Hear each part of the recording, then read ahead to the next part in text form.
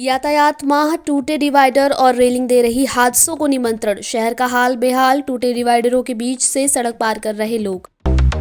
मेरठ में बृहस्पतिवार से मेरठ पुलिस प्रशासन ने शासन के निर्देश पर यातायात माह शुरू कर दिया है। इसके लिए शायद पुलिस प्रशासन की नज़रों में वाहनों के नियम ही हैं, जबकि दुर्घटना के और भी कई कारण हैं जिनके लिए वाहन चालक नहीं बल्कि तंत्र जिम्मेदार है। लेकिन ये जिम्मेदार अपनी जिम्मेदारी को शायद पूरी तरह भूल बैठे हैं।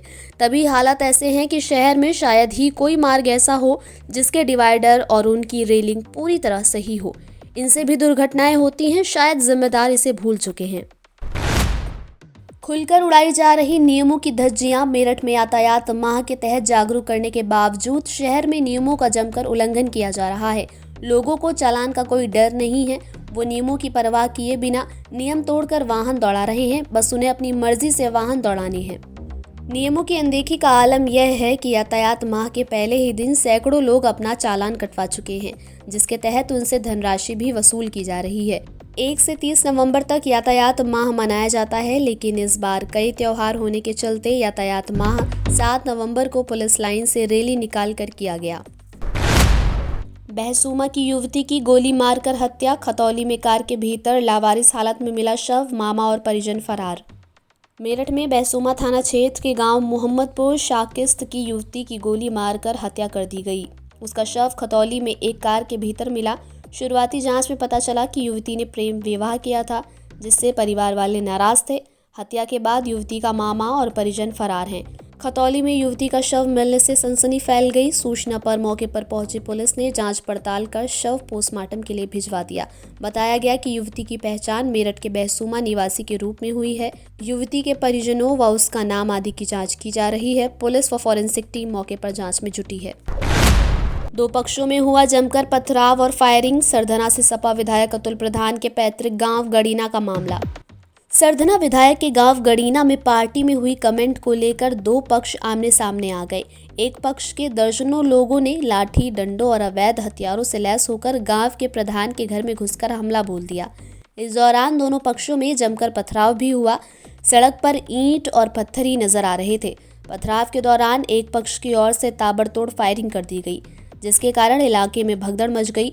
मारपीट और पथराव में कई लोग घायल हो गए। सूचना मिलने के बाद पुलिस मौके पर पहुंच गई। पुलिस को देखकर आरोपी मौके से फरार हो गए। थाना पुलिस का कहना है कि दो पक्षों में मारपीट की सूचना मिली थी। सूचना के बाद पुलिस मौके पर पहुंची। कुछ लोगों को हिरासत में लिया गया है। घायलों को उपचार के लिए भिजवा दिया गया है। फिलहाल गोली चलाने की बात प्रकाश में नहीं आई है। मामले की जांच की जा रही है। आरोपियों पर सख्त कार्रवाई की जाएगी। रास्ता मांगने के विवाद में दबंगों ने की ताबड़तोड़ फायरिंग। सूचना पर भारी पुलिस फोर्स मौके पर पहुंचा। सीसीटीवी फुटेज के जरिए हमलावरों की जा रही पहचान। मेरठ में सरधना क्षेत्र के मोहल्ला कमरा नवाबगंज में रास्ता मांगने पर 6 से अधिक हमलावरों ने युवक की पिटाई कर दी। लोगों ने उसे बचाया। इसके बाद पीड़ित घर आ गया। इसी बीच आरोपी उसके घर के सामने पहुंच गए। सड़क पर खड़े होकर ताबड़तोड़ फायरिंग कर दी, जिसमें बालकनी में खड़े पति पत्नी बाल बच गए। सूचना पर भारी पुलिस बल मौके पर पहुंचा। क्षेत्राधिकारी ने भी पहुंचकर घटना की जानकारी ली। इस संबंध में पीड़ित अरशद ने आरोपियों के खिलाफ तहरीर दी है। मीरापुर विधानसभा क्षेत्र में विपक्ष पर बरसे सीएम योगी। उत्तर प्रदेश के मुख्यमंत्री योगी आदित्यनाथ ने मीरापुर विधानसभा क्षेत्र में जनसभा को संबोधित करते हुए कहा, आपने हाल ही में जम्मू कश्मीर विधानसभा के अंदर उस प्रस्ताव को देखा होगा जिसमें उन्होंने कहा है कि हम कश्मीर के अंदर धारा 370 को फिर से बहाल करेंगे। यानी आतंकवाद की जड़ जो धारा 370 है, जिसे 5 अगस्त 2019 को प्रधानमंत्री मोदी जी ने हमेशा के लिए समाप्त कर दिया है। कांग्रेस और समाजवादी पार्टी को अपनी स्थिति स्पष्ट करनी चाहिए कि जम्मू कश्मीर विधानसभा के इस प्रस्ताव पर वो बोले। क्यों उनका मुंह बंद है इस पर? ये फिलिस्तीन के नाम पर आंसू बहाने वाले लोग, पाकिस्तान के नाम पर आंसू बहाने वाले लोग जम्मू कश्मीर के इस मुद्दे पर मौन क्यों बने बैठे हैं? ये देश की एकता और अखंडता को चुनौती देने वाली स्थिति है और कोई भी भारतीय राष्ट्र की एकता और अखंडता को कतई पर किसी प्रकार की चोट को स्वीकार नहीं करेगा। यूपी में महिलाओं की सुरक्षा को लेकर जारी आदेश, अब लेडीज का नाप कोई पुरुष दर्जी नहीं ले। महिलाओं की सुरक्षा के लिए कुछ ठोस कदम उठाए जाने का प्रस्ताव राज्य महिला आयोग ने दिया है। उनका कहना है कि बुटीक पर महिलाओं का नाप लेने के लिए लेडीज टेलर होनी चाहिए। इसका मतलब साफ है कि महिलाओं का नाप कोई पुरुष दर्जी नहीं ले। कपड़ों की दुकानों पर महिलाओं का होना जरूरी है। इसके साथ ही वहां सीसीटीवी भी लगा होना जरूरी है। ये प्रस्ताव महिला आयोग की बैठक में 28 अक्टूबर को दिया गया। इस बात की जानकारी जिला प्रमोशन अधिकारी हामिद हुसैन ने दी। कांग्रेस अघाड़ी के लोग अब महिलाओं को गाली देने लगे। पीएम मोदी ने धुले में जनसभा को संबोधित करते हुए कहा, महाराष्ट्र के हर महिला को इन अघाड़ी वालों से सतर्क रहना है। ये लोग कभी नारी शक्ति को सशक्त होते नहीं देख सकते। पूरा महाराष्ट्र देख रहा है कांग्रेस और अघाड़ी वाले लोग अब महिलाओं को किस तरह गाली देने पर उतर आए हैं। कैसी कैसी अभद्र भाषा, कैसे कैसे कमेंट, महिलाओं को नीचा दिखाने की कोशिश महाराष्ट्र की कोई माता बहन कभी भी अघाड़ी वालों के इस कृत्य को माफ नहीं कर सकती।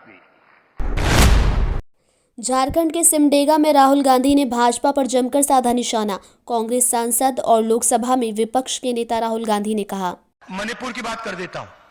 जहां भी ये जाते हैं, जहां भी बीजेपी के लोग जाते हैं, वो भाई को भाई से लड़ाते हैं। एक धर्म को दूसरे धर्म से, एक जात को दूसरी जात से, एक भाषा को दूसरी भाषा से लड़ाते हैं, गुस्सा नफरत फैलाते हैं। मणिपुर को इन्होंने जलाया। आज तक हिंदुस्तान का प्रधानमंत्री नहीं गया है, आज तक नहीं गया है। मतलब उन्होंने ये बात मान ली कि मणिपुर जैसा प्रदेश है ही नहीं। प्रधानमंत्री, प्रदेश जल गया, प्रधानमंत्री आज तक उस प्रदेश में नहीं गए और प्रदेश को जलाने का काम बीजेपी के विचारधारा ने किया है। इसलिए मैंने कहा, कन्याकुमारी से कश्मीर में चला, कांग्रेस पार्टी के हजारों लोग चले 4000 किलोमीटर, और रास्ते में हमने कहा नफरत के बाजार में मोहब्बत की दुकान खोलेंगे। जम्मू कश्मीर के सोपोर में सेना ने 2 आतंकवादी मार गिराए। सोपोर एसएसपी दिव्या डी ने सोपोर मुठभेड़ पर कहा, कल रात सोपोर में सुरक्षा बलों को 2 आतंकवादियों के बारे में सूचना मिली। हमने तुरंत संयुक्त सुरक्षा बलों के साथ घेराबंदी और तलाशी अभियान शुरू किया। ऑपरेशन अभी भी जारी है। 2 आतंकवादी मारे गए हैं, उनकी पहचान की जा रही है। भारी मात्रा में हथियार और गोला बारूद बरामद किया गया है। तलाशी अभियान अब भी जारी है। कल रात को सोपोर के सिक्योरिटी फोर्सेस को खबर मिली थी, स्पेसिफिक इनपुट है 2 टेररिस्ट के बारे में सगीपोरा सोपोर इलाके में। तो हमने तुरंत जॉइंट सिक्योरिटी फोर्सेस की कॉर्डन एंड सर्च ऑपरेशन शुरू किया है। उस वक्त टेररिस्ट ने फायर उन्होंने खोले थे, तो तब ऑपरेशन शुरू हुआ था। फिर हमने रातों रात पूरे सिविलियंस को बहुत सेफ तरीके से इवैक्यूएट किया। फिर अब तक ऑपरेशन चल रही थी। ऑपरेशन के एंड पे 2 टेररिस्ट मारे गए हैं, उनका आइडेंटिटी हम अब पता कर रहे हैं। बहुत सारा आर्म्स एंड एम्यूनिशन रिकवरी हुआ है, तो वो हम बताएंगे आपको। तो अभी सर्च चल रही है। खबरों को विस्तार से पढ़ने के लिए www.shardaexpress.com वेबसाइट को विजिट कीजिए।